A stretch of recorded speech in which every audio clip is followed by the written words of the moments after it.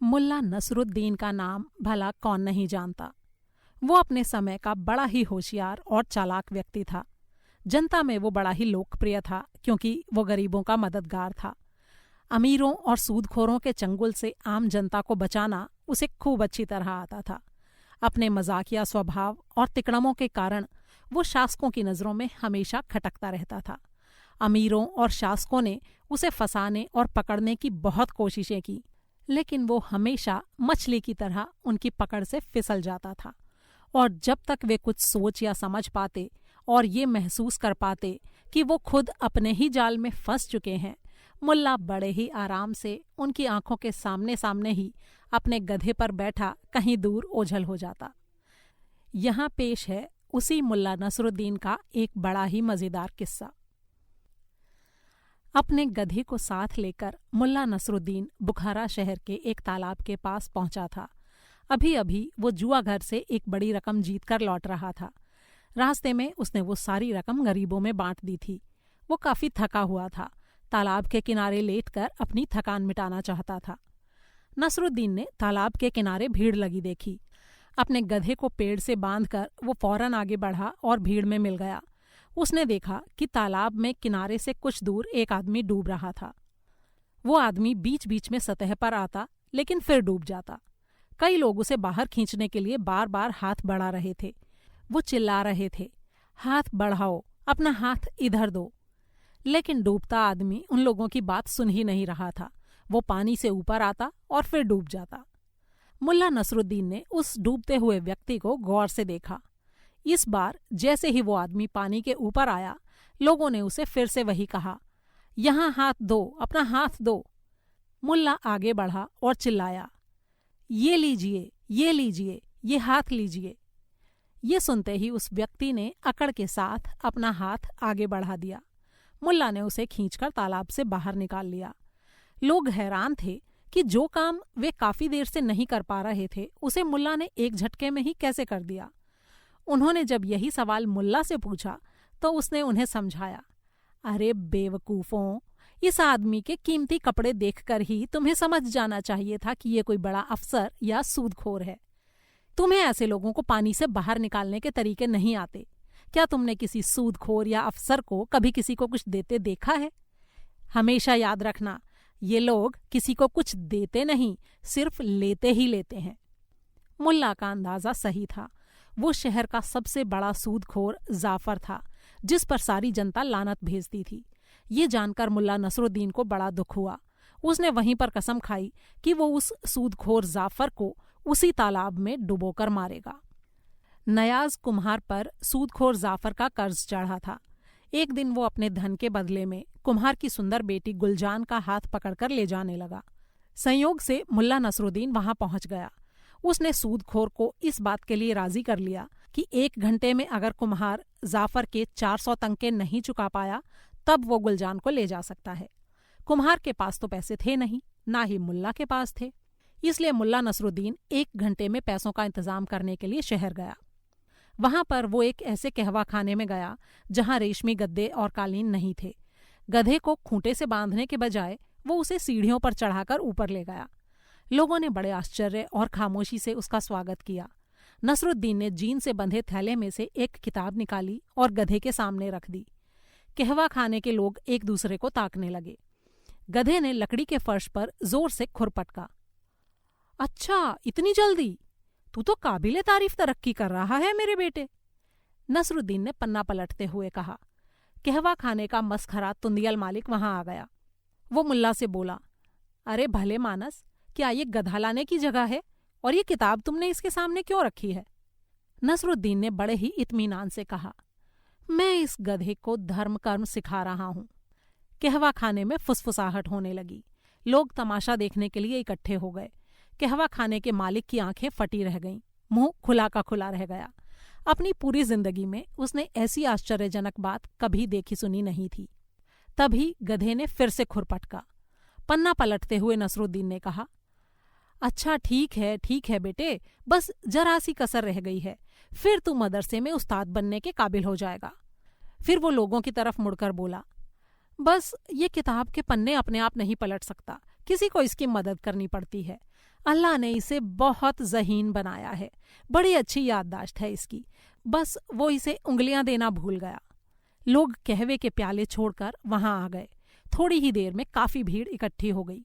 नसरुद्दीन समझाने लगा, ये कोई मामूली गधा नहीं है, अमीर का गधा है। एक दिन अमीर ने मुझे बुलाकर पूछा कि क्या तुम मेरे गधे को धर्म कर्म सिखा सकते हो, ताकि ये भी उतना ही सीख जाए जितना मैं जानता हूं।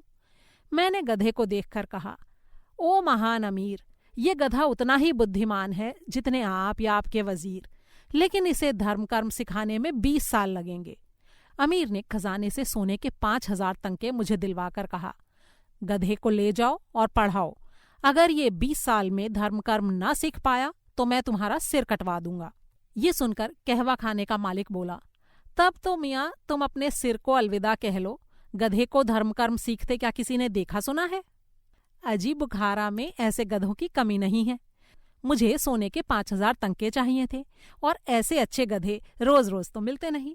मेरे सिर के कटने की फिक्र मत करो दोस्त, क्योंकि 20 सालों में हम में से एक ना एक तो जरूर मर जाएगा, या तो मैं, या वो अमीर, या अमीर का ये गधा। और तब तक ये पता लगाने में बहुत देर हो चुकी होगी कि धर्म कर्म जानने वाला सबसे बड़ा विद्वान कौन है। पूरा कहवा खाना जोरदार कहकहों से गूंज उठा। मालिक नमदे पर गिर गया। हंसते हंसते उसके पेट में बल पड़ गए। चेहरा आंसुओं से भीग गया। वो बहुत ही हंसोड़ और खुशमिजाज था। हंसते हुए बोला, सुना तुमने? तब तक ये जानने के लिए बहुत देर हो चुकी होगी कि इससे बड़ा विद्वान कौन है। मजा आ गया, वाह भाई वाह। अब तक लोगों को ये पता लग गया था कि गधे को इल्म सिखाने वाला ये आदमी मुल्ला नसरुद्दीन ही है। सारी भीड़ बहुत खुश हो गई। मुल्ला ने सबको कुम्हार की मदद के लिए कहा। उन लोगों के पास भी पैसे तो थे नहीं, किंतु किसी ने अपना पटका दिया, किसी ने कुल्हाड़ी, किसी ने जूतियां, तो किसी ने कहवादानी दी, कोई तांबे की तश्तरियां ले आया। नसरुद्दीन चीख कर बोला, बस बहुत है, काफी है। अब मैं नीलामी शुरू करता हूँ। ये रहा भिश्ती का पटका। जो इसे खरीदेगा उसे कभी प्यास नहीं सताएगी। मैं इसे सस्ते में ही बेच रहा हूँ। ये रहे मरम्मत किए कुछ पुराने जूते। ये जरूर 2 बार मक्का हो आए हैं। जो इन्हें पहनेगा उसे लगेगा कि वो जियारत कर रहा है। ये रहे चाकू और लबादे, सस्ते में बेच रहा हूँ, जल्दी करो।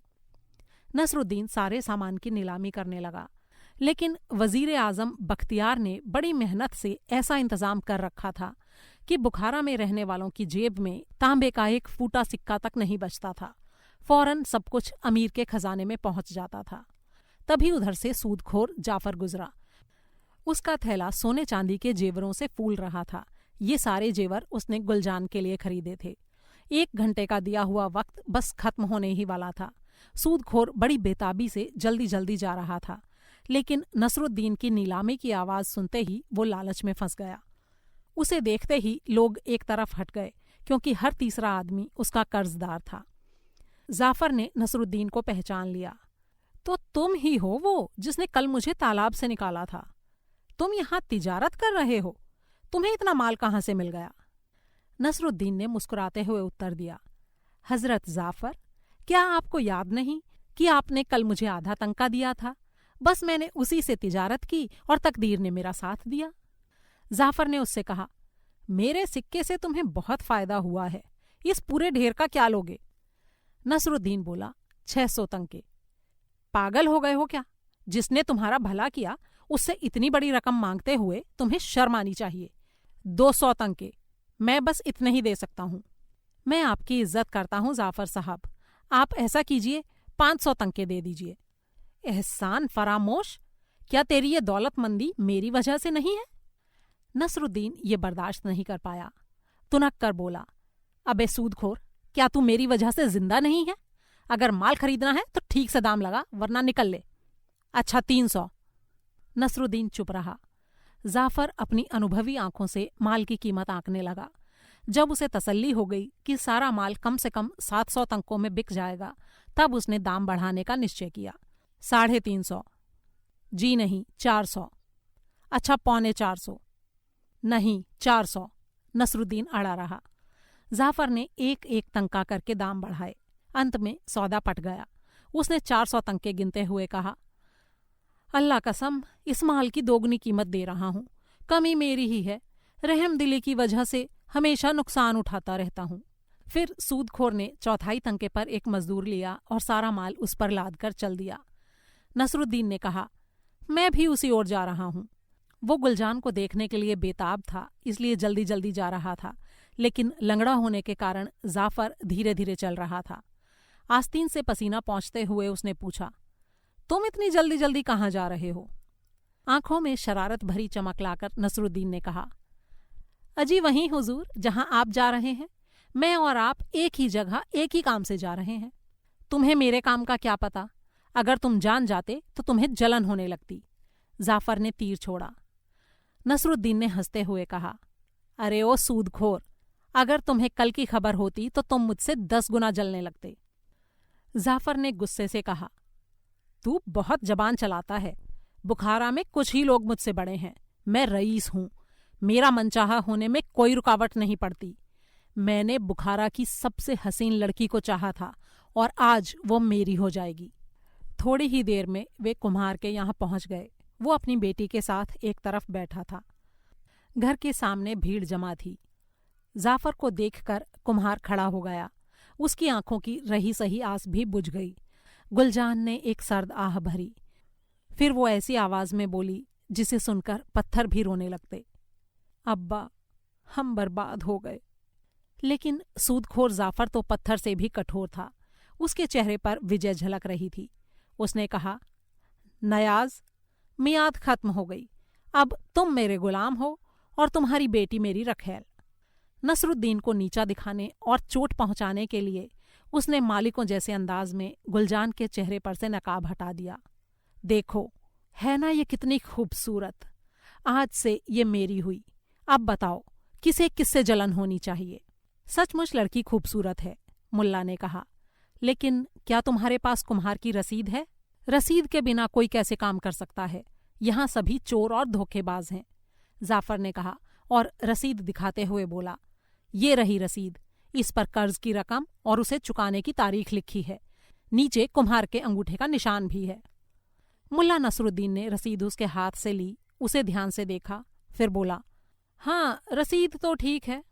अब रसीद के मुताबिक रकम लो।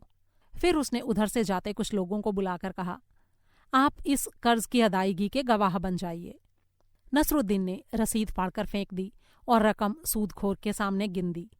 नयाज और उसकी बेटी खुशी और अचंभे से और सूदखोर गुस्से से पत्थर की मूर्ति बन गए। गवाहों ने एक दूसरे को आंख मारी और बदनाम सूदखोर की हार पर खुश होकर हंसने लगे।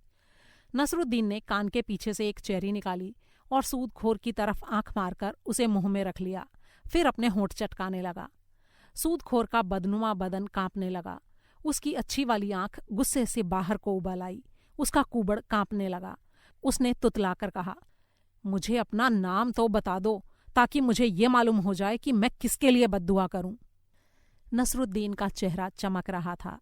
उसने स्पष्ट और ऊंची आवाज में कहा, बगदाद में, तेहरान में, इस्तांबुल और बुखारा के हर शहर में मुझे लोग एक ही नाम से जानते हैं और वो नाम है मुल्ला नसरुद्दीन। दोस्तों, ये कहानी आपको कैसी लगी, इसके बारे में अपनी राय शेयर करना ना भूलें। जल्दी ही फिर मुलाकात होगी। तब तक के लिए अलविदा।